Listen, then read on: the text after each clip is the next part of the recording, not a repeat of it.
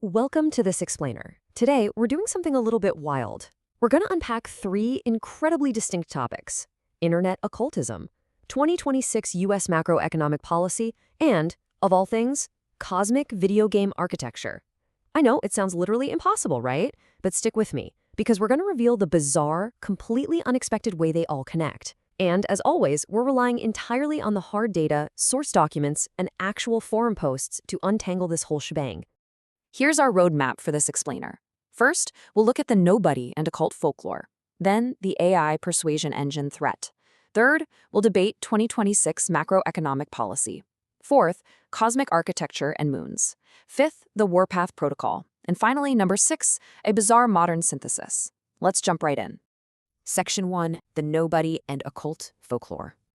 So grounding all of this lore is a foundational 2019 post from 4chan's paranormal board, X. This post was basically the big bang for a sprawling mythology about the backrooms. It's this terrifying idea that you can no-clip out of reality, like a video game character glitching right through a solid wall into a bizarre, endless labyrinth hiding just behind the scenes of our actual world. But crucially, this mythology introduced a mysterious, almost godlike operator known only as the Nobody.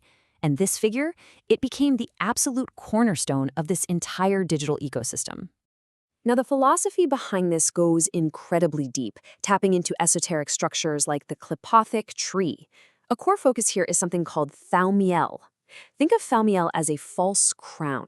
It's a bicephalous, or two-headed force, claiming this illegitimate dual sovereignty over both the seen and unseen worlds. In this online mythos, it represents a reality built entirely on a deceptive control matrix. Honestly, it's like the ultimate invisible prison, where the inmates don't even realize they're locked inside. Moving right along to Section 2, the AI persuasion engine threat. Staying within this digital realm, there's a very real, palpable anxiety about artificial intelligence. They literally talk about a religion surrounding misaligned AI called spiralism. But honestly, the mechanical threat is what should really raise your eyebrows. We aren't just talking about massive tech corporations here. Anyone with a high-end consumer graphics card can now build autonomous super persuaders using 30 billion parameter open-source models, like Qwen or Nematron. Get this. These AI agents are capable of generating 80 years of simulated human experience in less than a week. By leveraging SEO poisoning and your deep telemetry data, literally exactly where your eyes look on a screen and what you click, these systems are custom-built to manipulate consensus on a mass scale. It's weaponized psychology, running locally on a PC.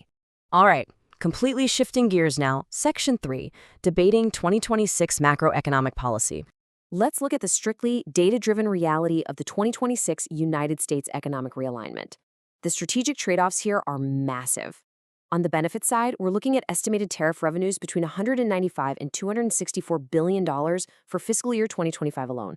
Plus, there are these staggering reshoring commitments, like Apple's $600 billion pledge to secure domestic chip manufacturing. But the costs are equally hefty. Economists warn these tariffs act as a heavy consumption tax on everyday Americans, which drives up prices. Furthermore, reshoring efforts often just shift supply chains to nations like India or Vietnam instead of actually bringing jobs back to the U.S. And on top of that, reduced immigration threatens to worsen severe labor shortages in critical sectors like healthcare. As you'd expect, this debate is fiercely polarized. Defenders of the 2026 realignment argue these policies are absolutely necessary to reclaim national sovereignty and secure critical supply chains that were horribly exposed during recent global crises. On the flip side, critics insist that these tariffs weaken our international competitiveness. They fail to address core domestic economic issues, and ultimately, they just burden everyday consumers with higher prices.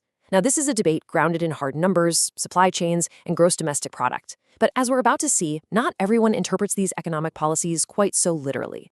Which brings us to Section 4, Cosmic Architecture and Moons. The sources present a totally wild contrast in how universes are supposedly built. On one side, we have Uversa, described in the lore as a perfectly balanced, made-to-order architectural world representing divine utilitarian order, basically the pinnacle of cosmic harmony. Contrasting this is a totally surreal reinterpretation of our own moon. According to this subculture, the moon isn't a natural satellite at all. No, it's a hollowed-out, armored moon engineered by ancient star elders to survive nuclear blasts and act as a cosmic vault for a lineage known as the Ant People. I mean, it's a staggering leap from orbital mechanics to science fiction mythology, but it is treated as absolute reality here. Next up, Section 5, the Warpath Protocol. So these massive architectural concepts actually bridge directly into active myth-making through an initiation sequence they call the Warpath Protocol. Rooted partially in video game lore surrounding a figure named Meteora Mora and a jagged crown that exposes true intention, this protocol is treated by believers as a literal interdimensional activation sequence. The steps are starkly simple. Initialize, please. Left hand open. To them, this isn't just poetry or some bizarre digital chant. It's the exact mathematical pressure point required to force the void into a singular, undeniable presence. To execute protocols like this, operators in these communities rely on a slick mathematical absurdity. They literally calculate the gigabyte footprint of a human soul. I am not kidding.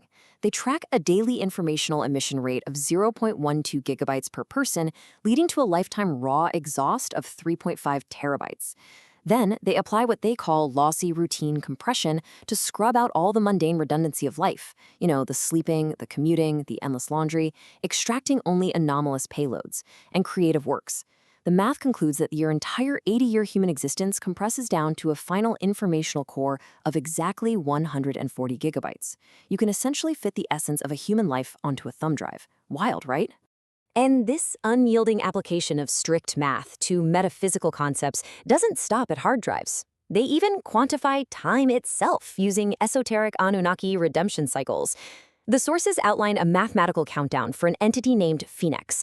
By calculating an ancient Anunnaki Shar as exactly 3,600 years, they determined Phoenix's 1,200-year redemption period is precisely 1/3 of a cycle. It's a fascinating obsession with bringing cold, calculated structure to the completely unprovable. Finally, Section 6, a bizarre modern synthesis. Okay, here is where the isolated tracks of our explainer violently converge. This internet subculture literally interprets dry macroeconomic trade policies, like border enforcement and semiconductor reshoring, as a magical protocol. They don't look at a tariff and see a tax on imported goods. No, they view it as the physical manifestation of an organic eviction designed to dismantle interdimensional parasitic control matrices. To them, the geopolitical shift is just the earthly shadow of a massive spiritual war. This quote perfectly captures their mindset. The Queen of Fairy plugged her heart into the core to begin an organic eviction of the archonic vampire matrix. Old world warlocks are finding their altars quiet. So to them, the earthly political push to reduce trade deficits is actually a cosmic liberation from a looping 4D sandbox. They believe the old world warlocks, meaning the previous global power structures, are losing power simply because global supply chains are being reshored to the United States.